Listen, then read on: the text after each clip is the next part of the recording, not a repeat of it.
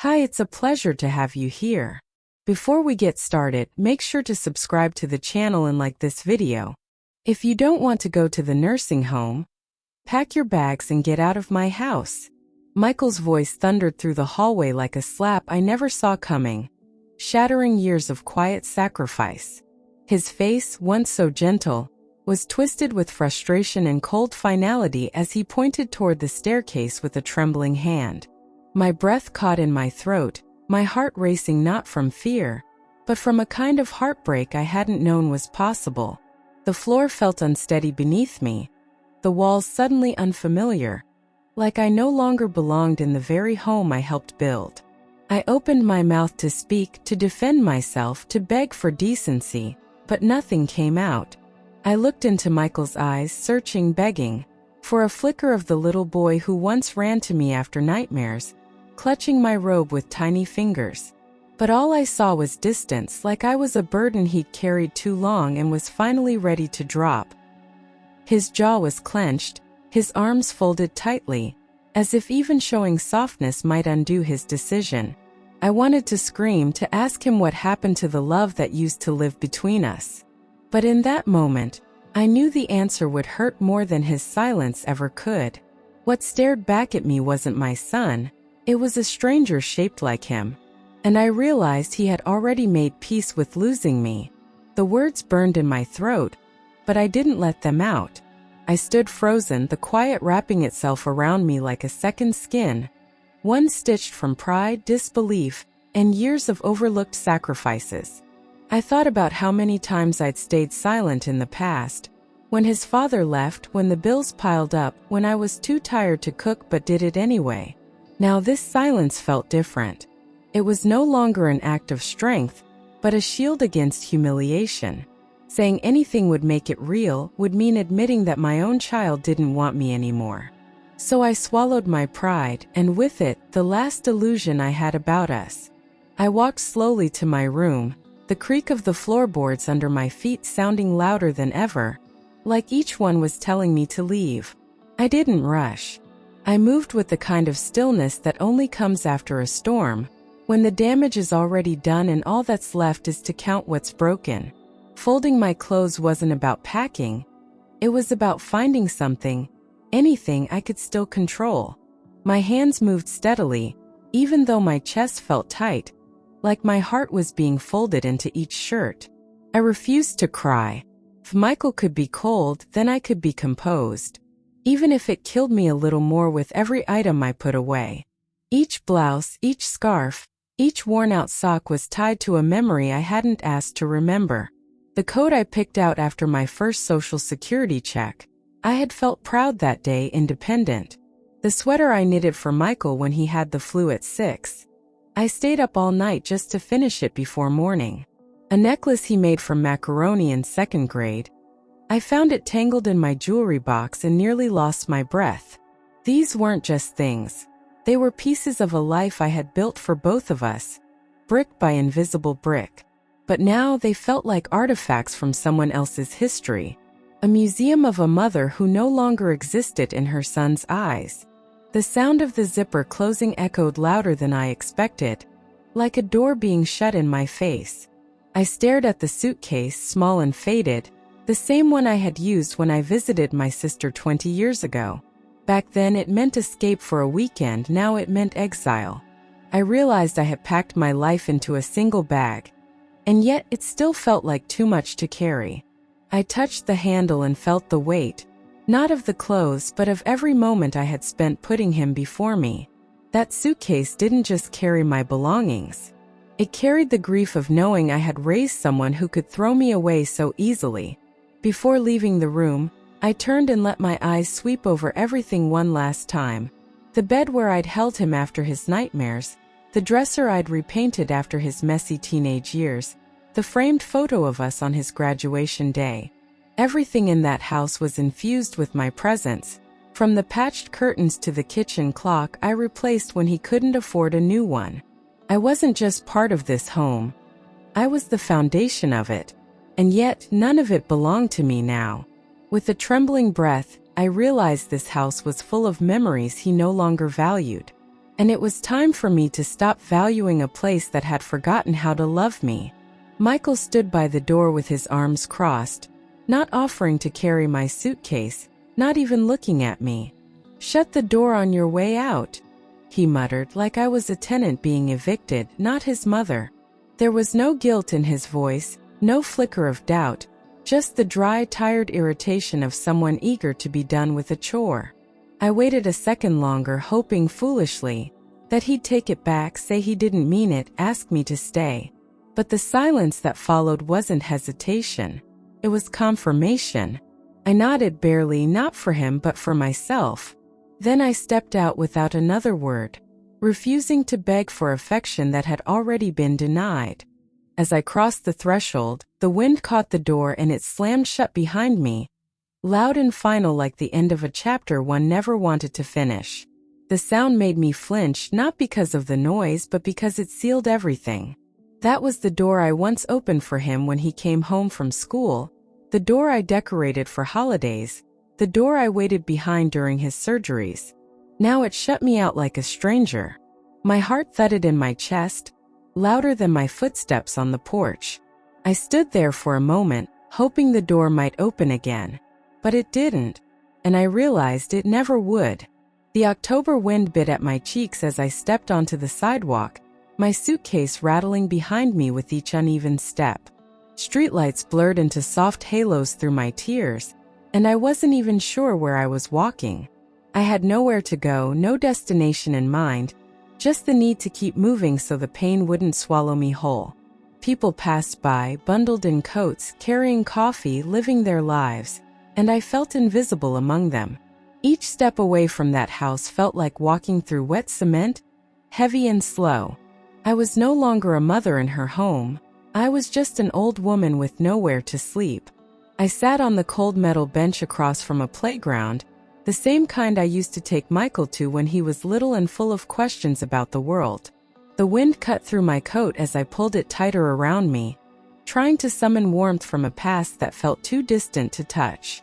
I watched a young couple push a stroller, laughing, unaware of the storm quietly unraveling on the bench behind them. I looked up at the sky and wondered when things had changed. When did love turn into obligation? When did care become a burden? I didn't need comfort. I needed answers. But all I found in that park was silence. At this age, crying doesn't come easy. It isn't loud or messy. It's quiet, tired, like something slowly breaking inside after holding on for too long. My shoulders began to shake as I stared down at my hands that once braided hair, packed lunches, signed school permission slips. Now they trembled from exhaustion, not just of the body but of the soul. I leaned forward, pressing my forehead against my suitcase, hoping the cold metal of the bench would absorb the grief. I wasn't crying because I'd lost a home. I was crying because I'd finally accepted I had nowhere left to return to. And that kind of truth hits deeper than any insult ever could. Wiping my face, I sat up straighter, a slow resolve settling into my spine like warmth returning to frozen skin. I wasn't going to end up in some overcrowded nursing home, tossed into a hallway bed like unwanted furniture. I still had value. I still had dignity. If no one else could see it, I'd find someone who could.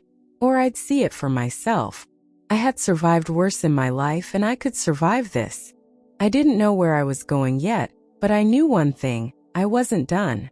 I reached into the side pocket of my bag and pulled out the tiny notepad I'd scribbled numbers on over the years. Most were disconnected now, memories of old neighbors, bridge club friends, cousins who had long stopped calling. But one name stood out: Linda. A woman I hadn't spoken to in years but who once told me, "If you ever need anything, I mean it." She lived in Rochester now, somewhere near the lake. I stared at the number, my thumb hovering over the screen. I didn't know if she'd answer, or if she even remembered me. But desperation makes you braver than pride ever will. The phone rang 3 times, and I was already preparing to hang up, already rehearsing the lie I'd tell myself about how it was probably the wrong number. But then her voice came through, soft, familiar, surprised. "Hello." I froze for a second, My mouth felt dry, my voice small. Linda, it's Margaret. I hate to ask, but I need somewhere to sleep tonight. There was a pause, just long enough to sting, before I heard her inhale. I braced for an excuse, for hesitation, for disappointment. But what she said next melted the ice around my heart. Come over, Maggie, she said gently, like we had spoken just yesterday. I've got a couch and homemade chicken soup waiting. Her words felt like a quilt being wrapped around me. No questions, no judgment, just kindness. I closed my eyes, letting the relief wash over me in waves I didn't know I needed. She gave me her address, said she'd leave the porch light on, and told me to take my time. In a world that had just closed its door in my face, she opened hers without a second thought. That alone was enough to carry me through the night. I used the last crumpled $8 bill in my wallet to buy a Greyhound ticket, the ink on the ticket barely legible, like the journey itself wasn't sure it should exist. The bus station smelled like old coffee and tired people, and I fit right in. I clutched my suitcase like a lifeline, boarding slowly, careful not to make eye contact with anyone. The seat was cold, the window streaked with dirt, but I didn't care. I had somewhere to go. The engine rumbled to life, and as the city lights faded behind me, I whispered a thank you to a woman I hadn't seen in 10 years but somehow still trusted. Sometimes the smallest kindness becomes your entire world. As the miles rolled by, I stared out the window and let the past unspool like an old film reel. I remembered the first time I walked Michael into kindergarten, his tiny hand gripping mine so tight, I thought he'd never let go. He cried when I left that morning. I cried too, but quietly in the car. And now, decades later, he had let go completely.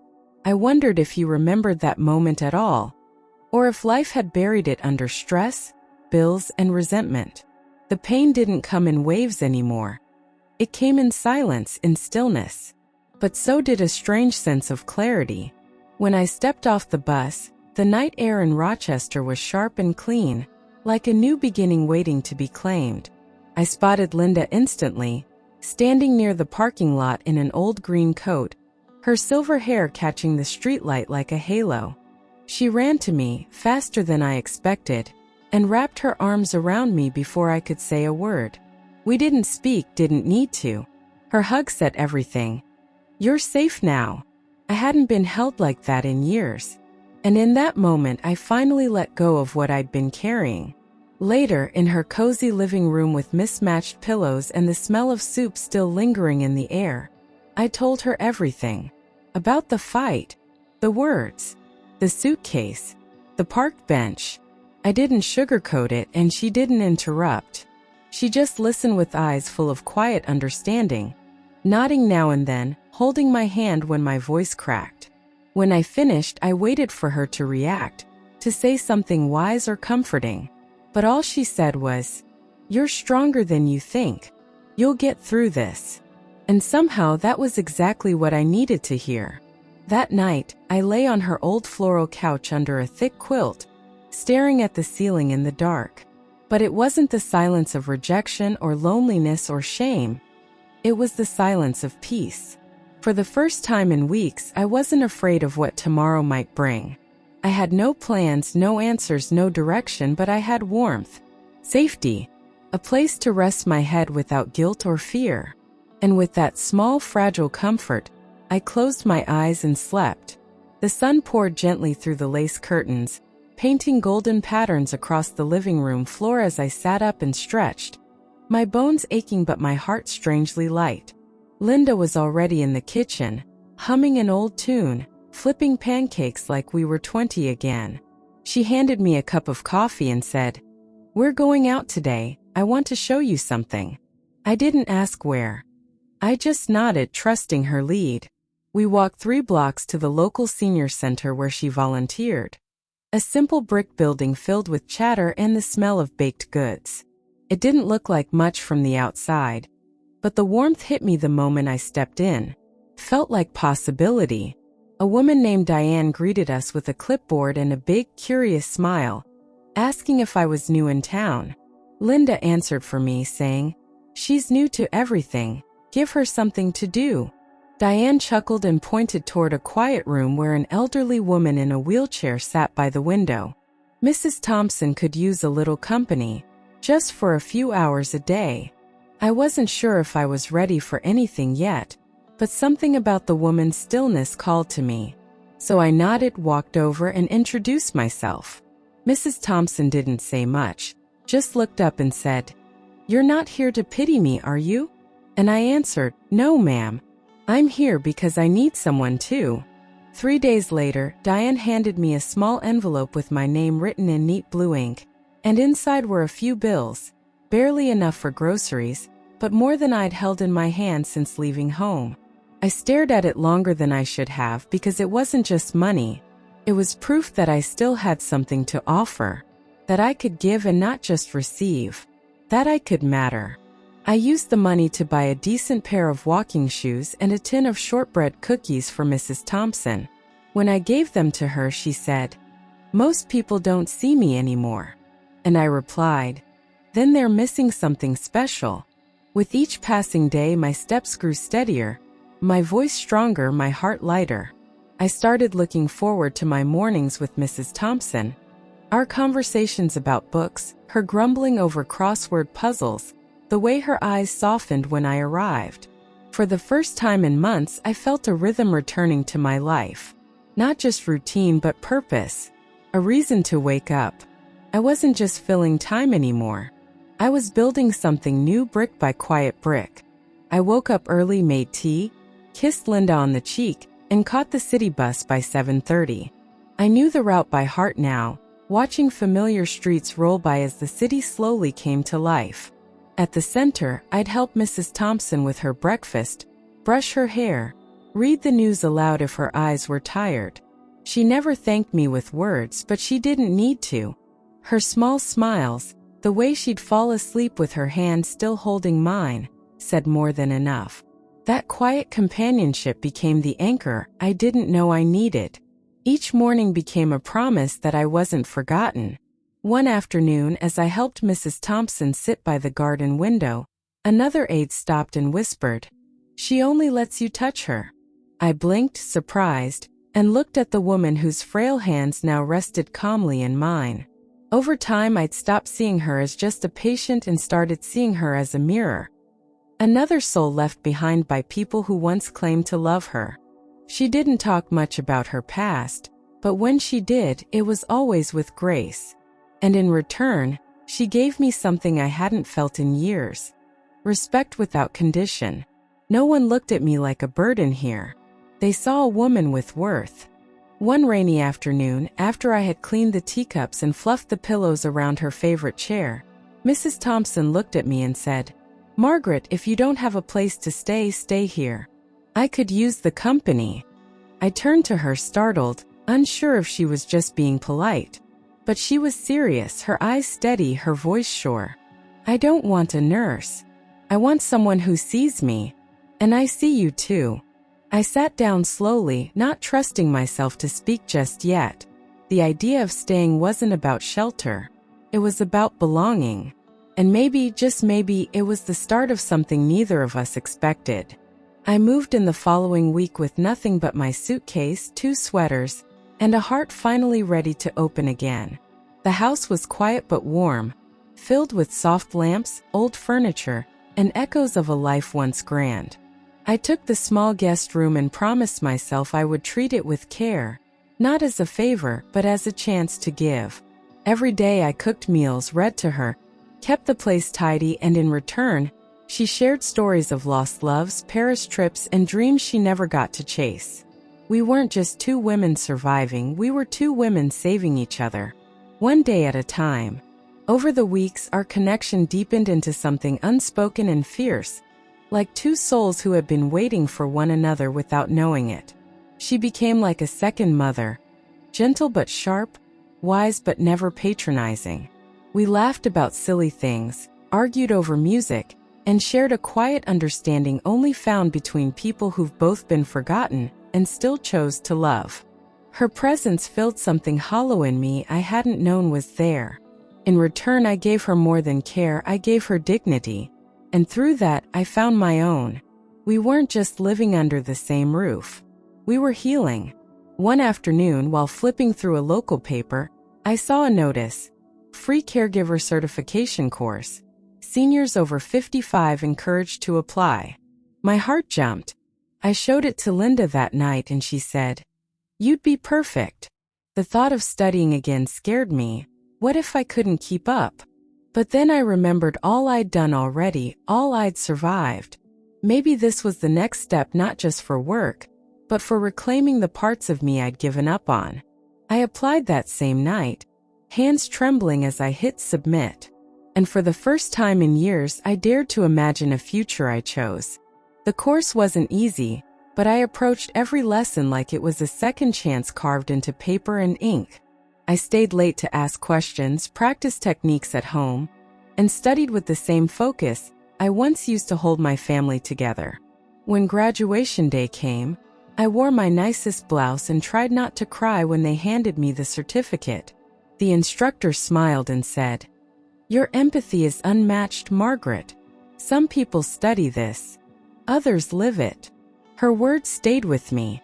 I didn't just pass the course, I earned something deeper. The validation I had been starved for finally found me. With my certificate in hand and a new sense of confidence swelling in my chest, I walked different, shoulders back, head up, eyes forward. The senior center offered me a few more hours a week, and suddenly I wasn't just a helper, I was part of the team. Mrs. Thompson would joke, "Don't go getting famous on me now," every time I left in my uniform. But it wasn't fame I wanted. It was presence. I was surrounded by people who respected me, needed me, and saw me, not as a burden, but as a woman with something to give. I was no longer surviving. I was living. It was early morning when the phone rang, a number I didn't recognize blinking on the screen. I hesitated, then answered with a quiet hello. A man cleared his throat and said, "This is Edward Lane, Mrs. Thompson's lawyer. I'm sorry to inform you." The words that followed turned everything still. She had passed peacefully in her sleep sometime during the night. No pain, no struggle, just silence. I stood frozen in the hallway, the phone pressed to my ear, my mind refusing to accept that the one person who gave me shelter had quietly slipped away while I slept in the next room. After the funeral, which was small and full of people she'd once mentored, Mr. Lane pulled me aside with a brown envelope in his hand. "She left this for you," he said gently, and walked away. Inside was a handwritten note, shaky but clear. "Margaret, thank you for making me feel loved in my final days. I once feared dying alone, but with you I felt seen, cared for, cherished. Everything in this house is yours. Use it to keep going. Keep giving. You have a light people need." I clutched the letter to my chest, sobbing, not just from grief, but from the beauty of being truly valued. The house wasn't grand by anyone's standards, 2 bedrooms, old plumbing, creaky stairs, but it was full of warmth and memories, and now it was mine. The will was clear, uncontested, final. I sold a few antiques and tucked the money away, but kept the books, the quilts, the wind chimes on the back porch. The money wasn't enough to change my life, but it was enough to start a new chapter on my terms. I looked around and thought, this is the first time I've had something that was truly mine. No strings, no guilt, just a fresh start. I moved in with quiet reverence, treating every corner with respect, repainting the guest room, planting herbs in the backyard. The place was modest, but every inch of it held peace. No shouting, no slammed doors, no tension in the air. Just the ticking of a clock, the soft creak of floorboards, and my own breathing. I made tea every morning, sat by the window, and let myself feel the stillness I had once feared. This home didn't remind me of what I'd lost. It reminded me of what I'd found. Space to simply be. Each morning I woke with the sun, opened the curtains, and watered the little garden I'd started from cuttings and seeds. I talked to the plants like old friends, sometimes humming tunes from my childhood. The silence that used to feel like abandonment now felt like sanctuary. I didn't rush, didn't apologize for taking up space. I had finally stopped waiting for someone to give me permission to feel whole. In those small, quiet rituals, I discovered a peace deeper than I thought possible. I had built a life of my own, and it was enough. One gray afternoon, as I was folding laundry and listening to the radio, my phone buzzed with a number I hadn't seen in months. Michael. I stared at the screen, heart thudding, uncertain if I should answer. The message came through before I could decide. Mom, I need to talk to you. I'm in trouble. I stood there, the warmth of the fresh laundry suddenly distant, replaced by a cold unease. For a moment, I wanted to ignore it, block the number, protect my peace. But motherhood doesn't disappear. It just quiets, waiting. And now it stirred again. I sat with the message for hours, the phone resting like a stone in my palm. This wasn't about anger anymore. It was about self-preservation. I'd spent too long stitching my heart back together to hand it over so quickly. My hesitation wasn't revenge. It was fear. Fear of being needed but not wanted. Of being pulled back into a role where love only went one way. But I also knew if I didn't respond, I'd wonder for the rest of my life what might have happened. So I took a deep breath, closed my eyes, and made the call. He answered on the first ring, his voice rough, broken, and unfamiliar. Mom, was all he said at first, like the word itself hurt to speak. I waited, letting the silence hang, unsure what to offer. He started to talk, stumbling, apologizing, rambling about failure, mistakes, and regrets. He didn't ask for forgiveness. He didn't ask for money. He just needed someone to hear him. And despite everything, despite the hurt, I listened. Because even when your child becomes a stranger, the echo of who they were still lives inside you. Michael's voice cracked as he told me everything. How the company he built from scratch had collapsed under mounting debt, and one bad investment after another. His wife had packed her things and left 2 weeks ago, taking the girls to her mother's. I thought I had everything under control, he said. But I didn't see how fast it could all disappear. There was no arrogance left in his words, only exhaustion and shame. I listened quietly, my heart torn between the pain he caused and the pain he now carried. I had imagined many scenarios for our reunion, but not this. My son undone, vulnerable, lost. It wasn't revenge I felt. It was something heavier, recognition. I just want to see you, Mom, he said, his voice barely above a whisper, as if he was asking for something he didn't think he deserved. That sentence held more weight than all his apologies. It wasn't about pride or fixing the past. It was about connection. I stayed quiet for a beat too long, unsure whether I should protect my heart or open it again. Okay, I said finally softly. Let's meet somewhere public. He didn't question the condition, just agreed quickly, gratefully. I ended the call and sat in silence, wondering if I was ready to face the man who had once turned me away like a stranger. We met at a small cafe on the edge of the city, the kind of place where no one pays attention to other people's pain. When I walked in, I saw him right away, sitting hunched over a coffee he hadn't touched, his face pale and drawn, eyes rimmed with regret. He stood when he saw me but didn't reach for a hug. Instead, he pulled out the chair across from him like a child asking for permission. For a long moment we just looked at each other, and I could see it, how much life had taken from him since I last saw his face. This wasn't the son who yelled at me. This was the boy who used to hold my hand at the grocery store. Time had softened both of us. His voice shook as he spoke, not from nerves, but from finally letting the truth come out. I kicked you out because I was terrified of growing old, he said, eyes locked on mine. I looked at you and saw my future, and I hated myself for it. The words sliced deeper than I expected, but not because they were cruel, because they were honest.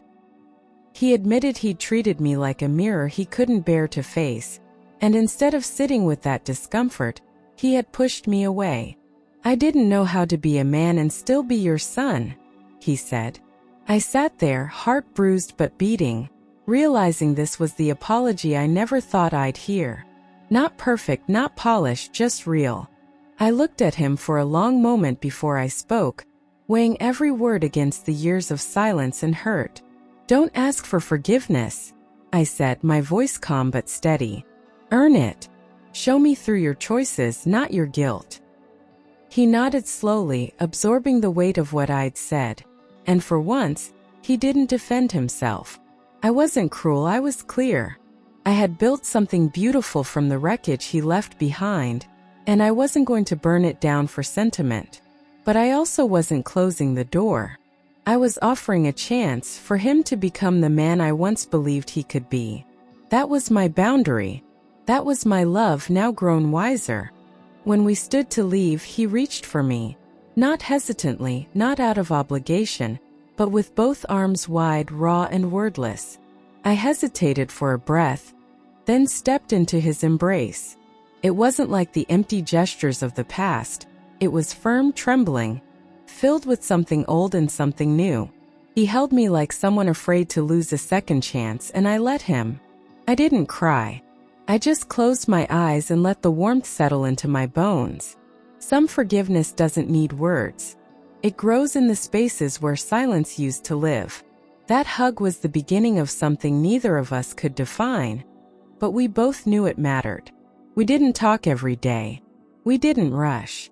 We took our time, rebuilding with cautious hands and tentative voices. He started calling once a week, sometimes just to ask how my garden was doing, sometimes to share news about his daughters. I never pressured him, never brought up the past. We were creating something new, not rewriting history. Trust isn't restored by apology. It's restored by consistency. And little by little, week by week, our bond began to reassemble itself. Not as it was, but as it could be. We were no longer mother and son by title. We were choosing to become that again, piece by fragile piece. The first time I saw them again, they ran straight into my arms, no hesitation, no questions. They hadn't forgotten me, just waited. Their little bodies clung to me as I knelt on the sidewalk outside their school, breath stolen by the weight of their affection. "Grandma!" they yelled over and over like it was a name too long silenced. I kissed their cheeks, held their hands, and let myself believe that maybe love never fully disappears. It just gets paused, waiting for the right moment to breathe again. Michael stood nearby, watching with glassy eyes, as if realizing what he had almost taken away for good. Over lunch one afternoon, as the girls drew pictures beside us, I told them about the small soup kitchen I'd recently opened with Linda's help. "We cook for seniors who don't have families anymore," I explained, stirring my tea as their eyes widened. They asked questions, curious and kind, offering to help me serve cookies or draw signs for the walls. Michael listened silently, then said, "You really built something, all on your own." I nodded, not to boast, but to affirm it to myself. I had taken the pain, the loss, and turned it into something nourishing. And it felt good to share that truth with the very people who once saw me only as a shadow in their lives. Later that week, Michael showed up at my door, holding 2 bags of groceries and a hesitant smile. "I want to help," he said. "Please." I didn't rush to accept. I let the moment hang, watching him shift under its weight. But something in his eyes had changed. He wasn't here to fix what couldn't be undone. He was here to add to what I had created. I stepped aside and let him in, not just into the kitchen, but into this new life I had built without him. And as he unpacked cans of soup and fresh vegetables, I realized this wasn't an apology, it was an offering, a seed of something real. We started slow, just weekends at first.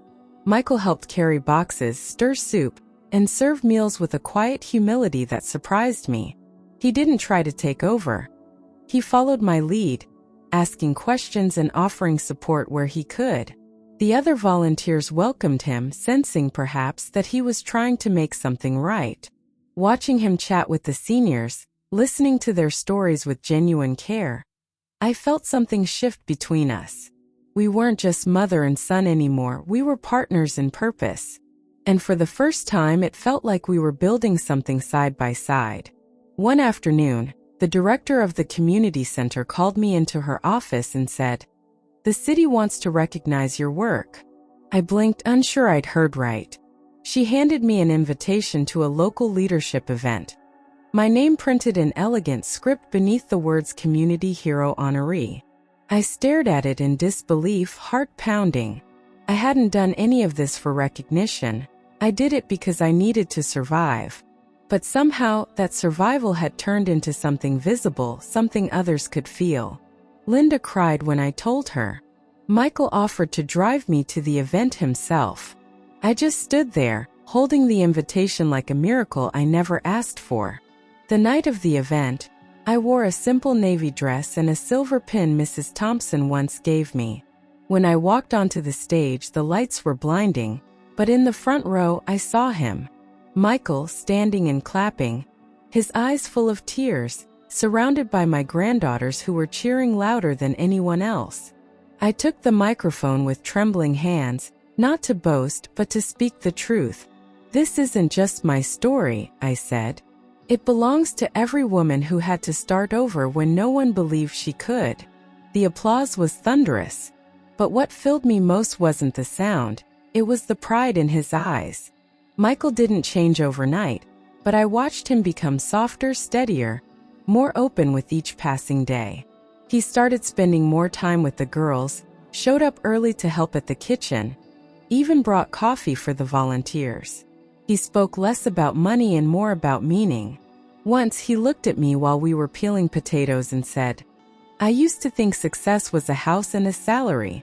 Now I think it's being needed for something good." That's when I knew.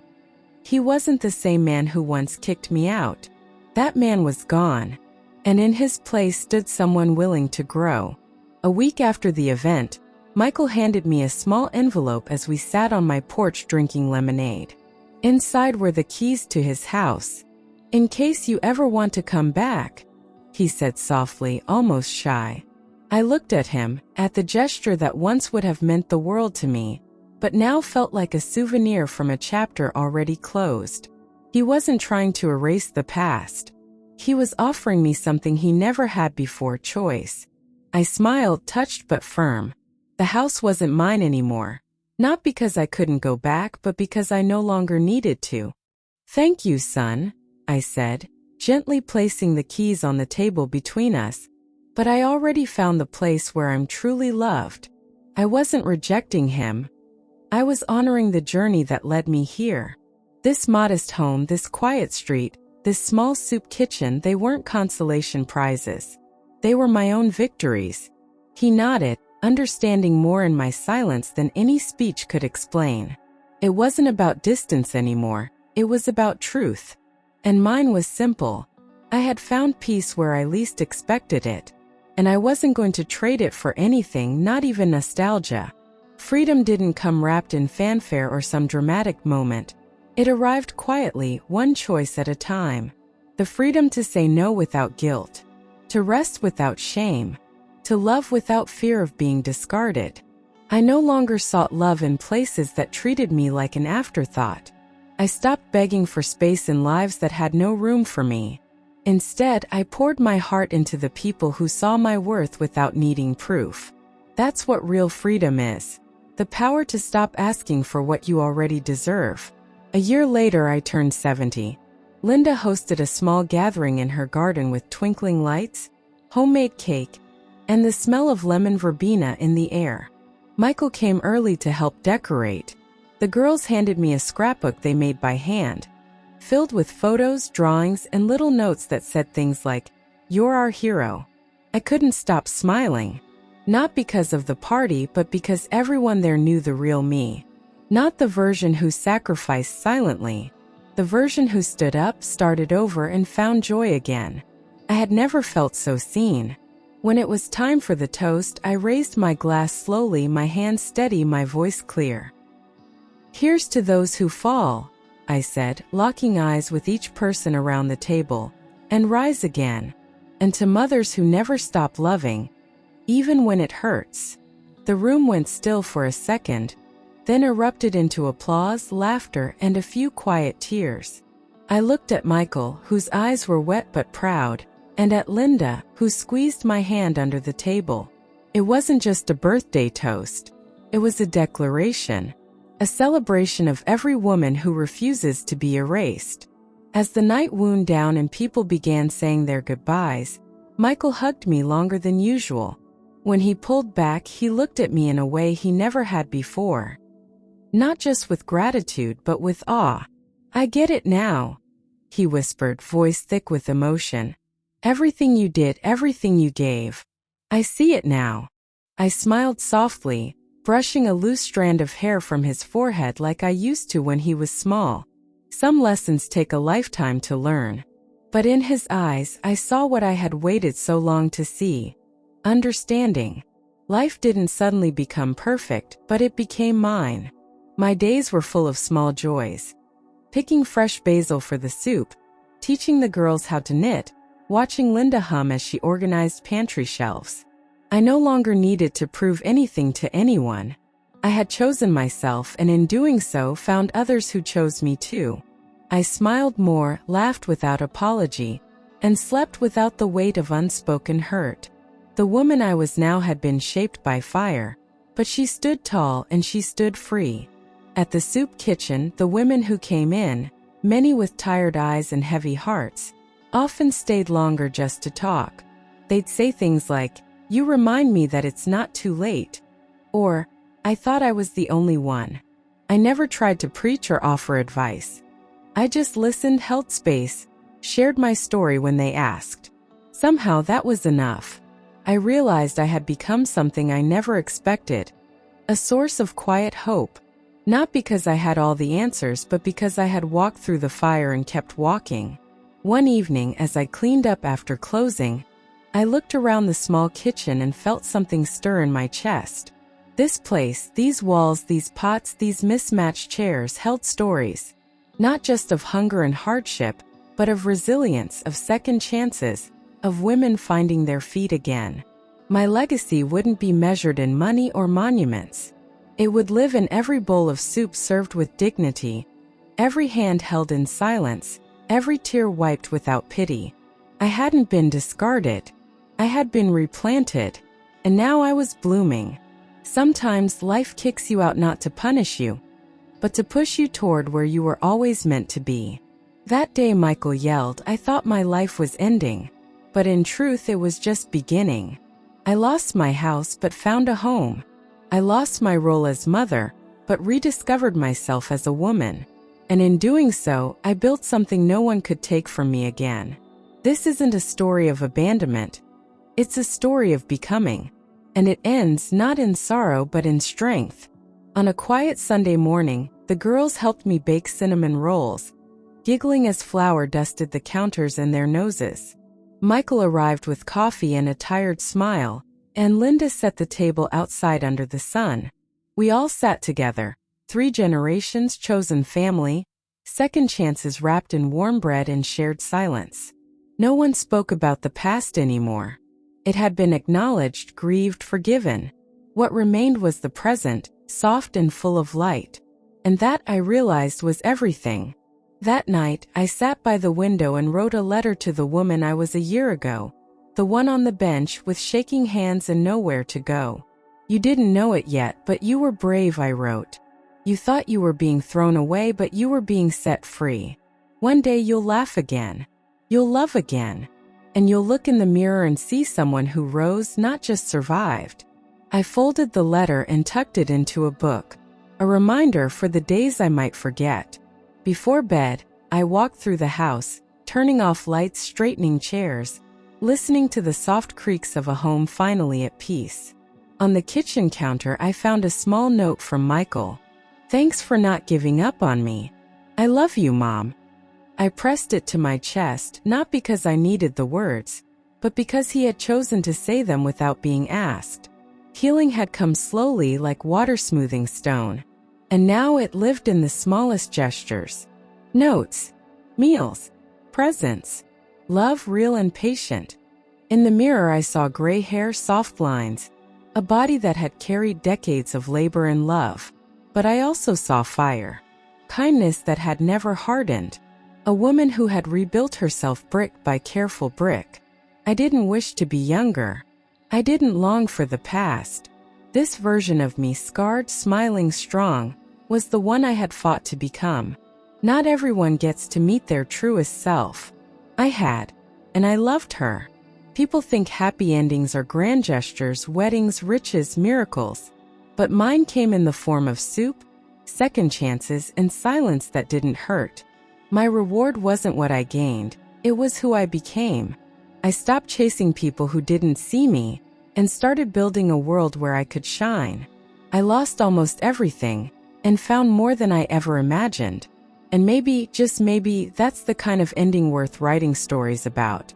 The kind that feels like home. On my porch, the wind carried the scent of fresh herbs and baked bread, and the laughter of children spilled out through the open windows. I left the door unlocked, as I always did now, not out of carelessness but out of trust. The kind you earn when life knocks you down and you rise again with open arms. Anyone who came through that door knew. This was a place of peace. A place built from ashes, yes, but also from grace. And as I sat in my favorite chair, hands warm around my cup, I whispered to no one and everyone, I'm home.